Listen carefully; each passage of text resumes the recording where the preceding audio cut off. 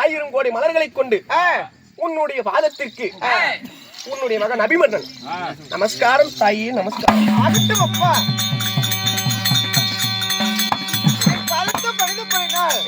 நான் எத்தனை ஜென்மங்கள் எடுத்தாலும் எனக்கு மகனா பிறக்க வேண்டும் என்ற அந்த ஆண்டவனை நான் பிரார்த்திக் கொள்கிறேன் கண்ணே. அம்மா அபிமன்னா, உன்னுடைய வயிற்றே பிறந்தது பெரும் பாக்கியமாக கருதுகின்றேன்.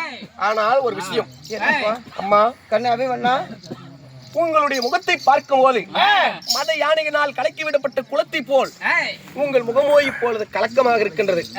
வாடாத திருமுகம் வாடி இருக்கின்றது. சந்திரன் போல் இருக்கும் உங்களுடைய திருமுகமாகப்பட்டது சோர்ந்து இருக்கின்றது. கண்ணே, காரணம் அதாவது உன் தந்தைமார்கள் எல்லாம் குறித்த பீட பூமியில் உத்தகலத்திலே இருக்கிறார்கள். இது ஒரு பக்கம் எனக்கு வேதனை. இருப்பினும் இன்றைய தினத்தில் உன் மாமனாஜி கண்ணனும் உன் தந்தையா விளங்கக்கூடிய அச்சன மகாராஜரும் அரமனையை தேடி வந்திருக்கிறாங்க. ஆமாப்பா. இருப்பினும் நான் சொல்லக்கூடிய வார்த்தையை நீ கேட்க வேண்டும், கவனமாக கேட்க வேண்டும் கண்ணே. கண்ணே அபிமன்னா, சொல்ல இது நாள் வரையில் ஒருபோதும் தட்டாதவன். ஆமா, இனிமேலும் அது நடக்க போகுமா? அதாவது இன்று என்னுடைய வார்த்தை கேள். அதாவது உன் தந்தையும் உன் மாமனும் உன்னை அழைத்து போகலாம் என்று வந்திருக்கிறார். ஆமா. அதனால் உன் மாமன் கேட்டாலும் சரி, உன் தந்தை கேட்டாலும் சரி, இந்த பாரத போர் முடிகிற வரைக்கும் என் தாயை விட்டு நான் பிரிந்து வரமாட்டேன், குருச்சத்திர பீடம் அமைக்க நான் வரமாட்டேன் என்று ஒரே ஒரு வார்த்தை சொன்னால் அதுவே எனக்கு போது கண்ணே. கண்ணே, உன்னுடைய வார்த்தை நான் கடனே என் சிரத்திலே ஏந்துகின்றேன். உன் வார்த்தைக்கு மறுவார்த்தை அது. ஆமாப்பா. அதனால் உன் தந்தை வந்து கேட்டால் என் தாயை விட்டு நான் பிரிந்து வரமாட்டேன், என் தாயோடு இருக்கிறேன் என்று அதை மட்டும் சொல், நான் மீது நான் பார்த்துக்கிறேன். ஆகட்டும். அப்படியா? சரி, ஆகட்டும். நான் சொன்னது கவனமாக இருக்க வேண்டும் அப்பா. நிச்சயம் நினைவில் இருக்கின்றது மாதா. ஆகட்டும். அண்ணா,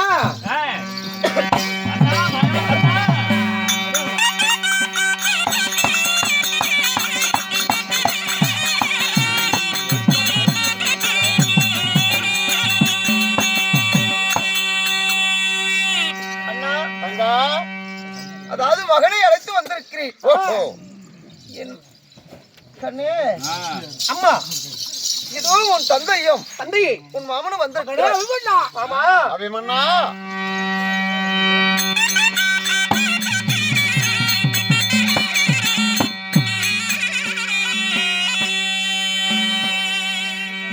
உன்னை திரி பதமாதி பாதுகா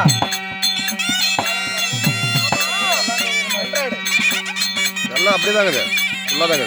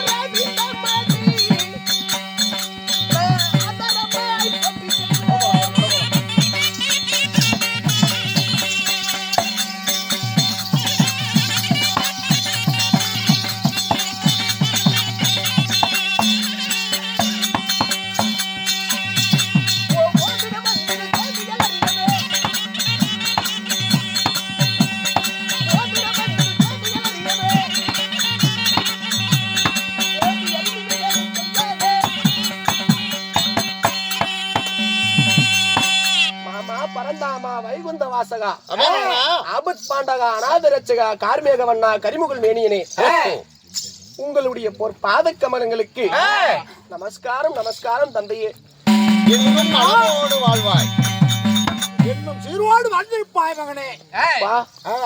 இப்படி தாங்கள் இருவரும் சமர்கலத்தில் இருப்பதை விட்டு என் தாயை தேடி வந்திருக்கிறீர்களே, காரணம் என்ன தந்தையே? அபிமன்னா மாமா, நாளை விடிந்தால் 13ஆம் நாள் சண்டை.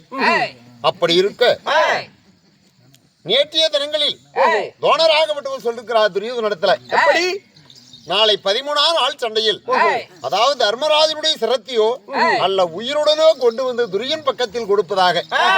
அப்படி இருக்கும் நேரத்தில் வெங்கல ரதற்காருடைய வெங்கலிய தேசத்து அரசர்கள் சம்சத்தர்கள் வாடார்ஜுனா என்று பலவந்தமாக சண்டை கலைக்கிறார். ஆமா, உண்மை.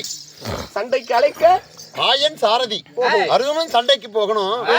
ஆனா தோணராகப்பட்டவர் ஈசனே முன்னே எடுத்து நின்னால் போர் புரியக்கூடியவர், அதாவது வில்லில் தேர்ச்சி பெற்றவர் வீர தோணர். அதனால தர்மராஜனுக்கு ஏதாவது ஆபத்து வந்து விடுவோம், அதனால உன்னை அழைத்து சென்று தர்மராஜனுக்கு காவல் வைத்து விட்டு ஆயனும் அர்ஜுனும் கலிங்க தேசம் போகணும். இதனாலதான் உன்னை நாடி வந்தோம். தந்தையே, தர்மனுடைய பாசறைக்கு நீதான் மகனே காவல் புரிய வேண்டும். அப்பா மகனே, ஒரு கப்பலில் எண்ணற்ற மாலுமிகள் இருந்தாலும் அதை வழிநடத்தக்கூடிய மாலுமியாகப்பட்டவள் இல்லை என்றால் அந்த கப்பல் எப்படி கரை போய் சேராதோ, தாங்கள் இருவரும் இல்லை என்றால் இந்த பாண்டவர்கள் எப்படி இந்த சமர்கலத்தில் ஜெயம் பெறுவது? மகனே, அதனாலதான்பா, அதாவது தர்மராஜனுக்கு பாசறைக்கு நீதான் காவல். ஏன்னா உன்னுடைய வீரம் பராக்கிரத்தை பத்தி எனக்கு நன்றாக தெரியும். அதனால உன்னதான் தர்மராஜனுக்கு பாசறைக்கு காவல். ஆயினும் அர்ஜுனும் போகணும், காலதாமதம். தந்தையே, மாமா சொல்லுப்பா, இந்த வார்த்தையை தாங்கள் எப்படி சொல்வீர்கள் என்று இது நாள் வரையில் காத்துக் கொண்டிருந்தேன். அம்மா கண்ணே, என் மாமனிடத்தில் சிறிது நேரம் பேசிக் கொண்டிருக்கிறேன். ஆகட்டும். இந்த வார்த்தையை எப்போது என் செவியில் கேட்பேன், என்னை எப்போது யுத்தத்திற்கு அரைக்கோள் விடுவீர்கள் என்று நான் அனுதினமும் எண்ணிக்கொண்டிருந்தேன். அந்த இறைவனாகப்பட்டவன் இன்று தினத்திலே என்னை அழைத்திருக்கிறார். மாமா, இந்த அரிய வாய்ப்பை பயன்படுத்தி என் தாய் தந்தையாருக்கு நான் சிறந்த பிள்ளையாக இருக்க வேண்டும் என்று ஒரு உதாரணமாக இருக்க போகின்றேன். கேட்டியாமா? கண்ணே அபிமன்னா, உன்னிடத்தில் நான் சொன்னது, அதாவது என்ன வார்த்தை சொன்னேன்? நீ உன் தந்தை இடத்திலே உன் மாமன் இடத்திலே என்னடா சொல்கிறாய்? அம்மா, ஒரு களத்தில் எண்ணற்ற வீரர்கள் பாண்டவருக்காக போர் செய்து உயிரை மாண்டு வணிந்திருக்கின்றார்கள். என்னுடைய தந்தைமார்கள் அந்த கௌரவர்களை ஜெயம் பெற வேண்டும் என்று என்னிடத்தில் கேட்கும் போது நான் சும்மா இருக்க முடியுமா? அதற்கு பிறந்தது நகம் இல்லாமல் போய்விடுமா? ஆகையால் நான் போர்க்களத்திற்கு சென்றே ஆக வேண்டும். என்னை ஆசீர்வதியுங்கள்.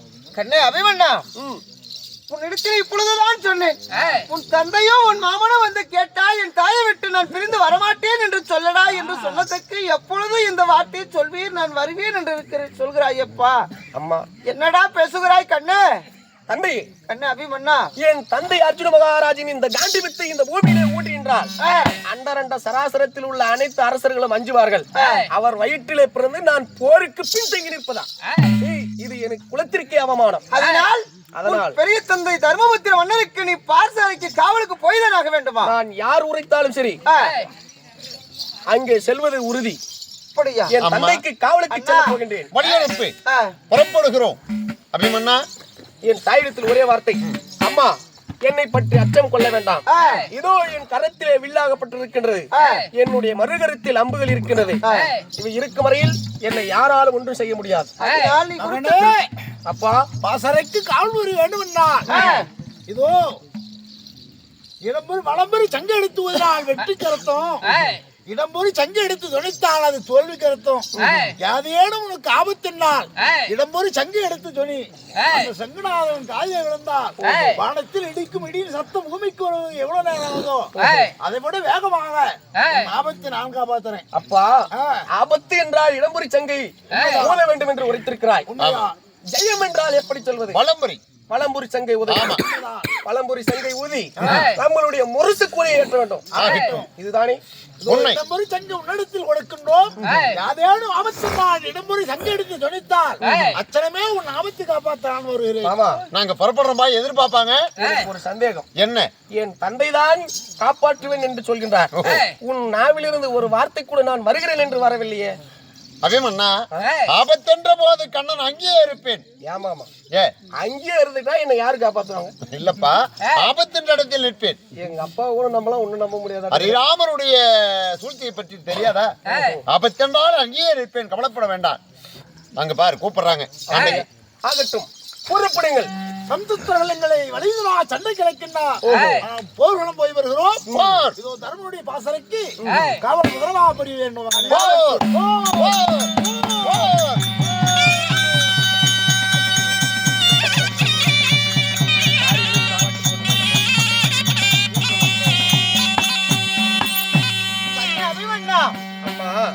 அதாவது உனக்கு நான் பாடி பாடி சொன்னேன், பாடி பாடி சொன்னாலும், அதாவது பாடி பாடி குத்தினாலும் பதிலுதான், அரிசி ஆகவில்லை பதிலுதான் என்று சொல்வார்கள் முன்னோர்கள்.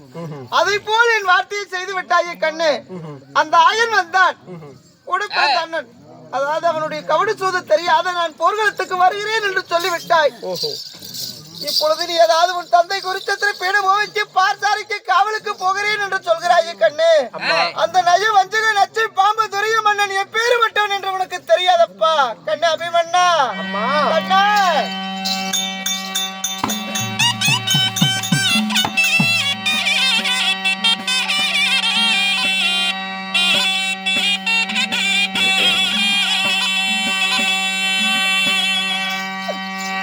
கண்ணு சண்டால துரிய மன்னா.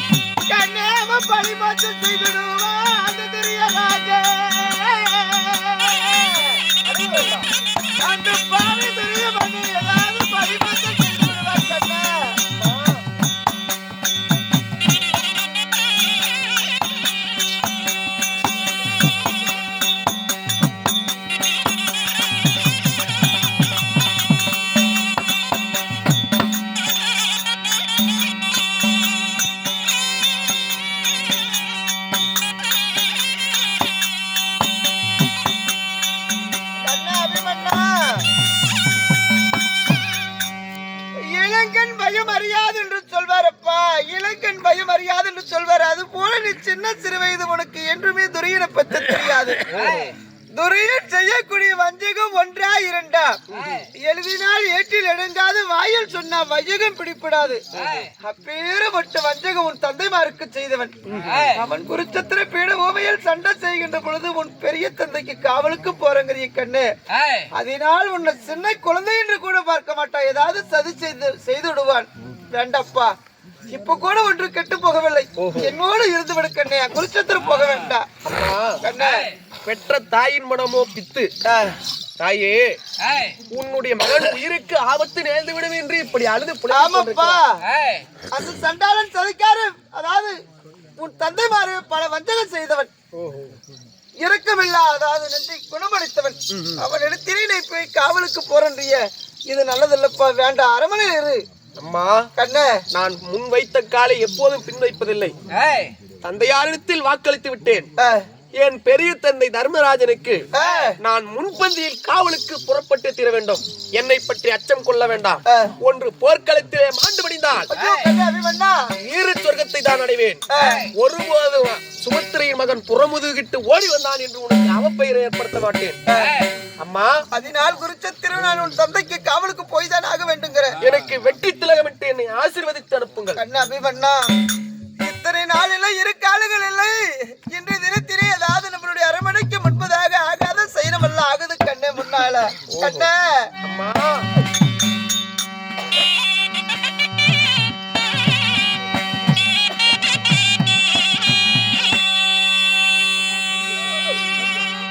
கண்ணே கோட்டனு கூவுதடா அபிமன்னா.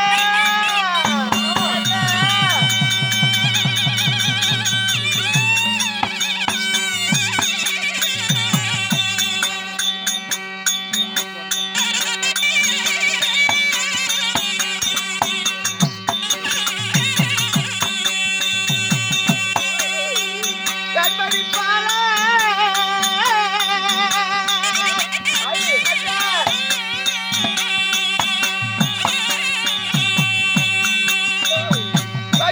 மாளிகை மேல் கோட்டானு கூவுதடா.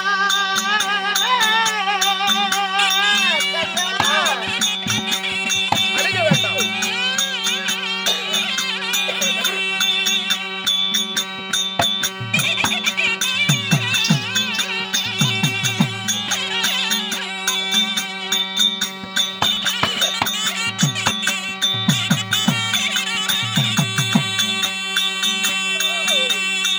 ஐயோ கண்ணங்க அதையும் வளருதப்பா.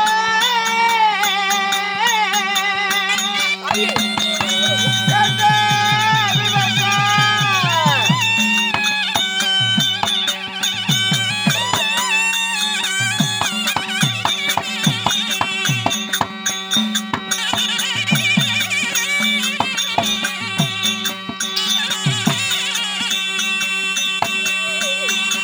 எனது கண்ணே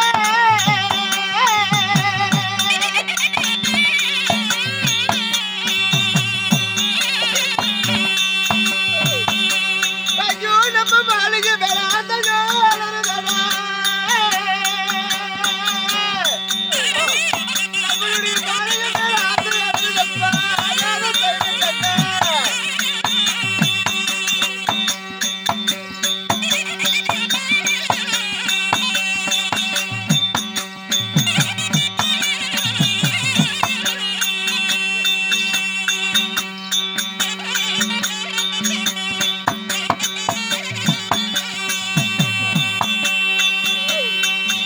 ஐயோ அங்க ஆகாத சைனமல்ல.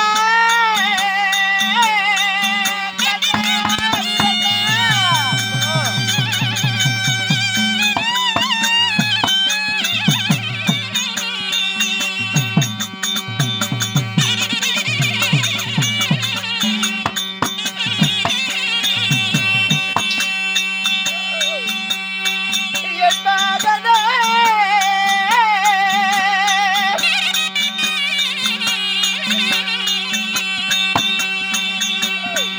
கண்ணாக ஆகுத முன்னால அபிமன்னா.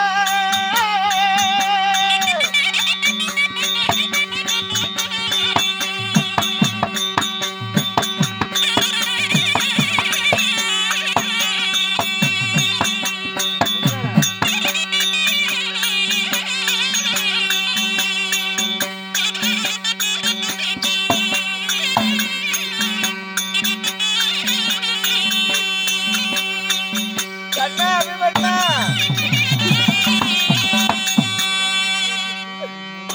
இத்தனை நாள் இல்லை கண்ணே, அதாவது மாளிகை மேல் கோட்டான் உட்கார்ந்து கூவுகின்றது கண்ணே. கோட்டான் கூவுனா அதாவது முன்னோர்கள் இது ஆகாத சைனம் என்று சொல்வார்கள்.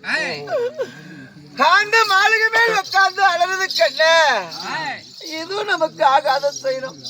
ஆகாத சைனம் அல்ல, நமக்கு முன்னால ஆகுதப்பா. இப்படியா சைனம் கெட்ட சைனம் ஆகிற நேரத்திலே எங்கேயும் போகக்கூடாது கண்ணே அபிமன்னா. ஆந்தை என்றால் அலறினால் தானே ஆந்தை. அது இல்லையடா எப்படி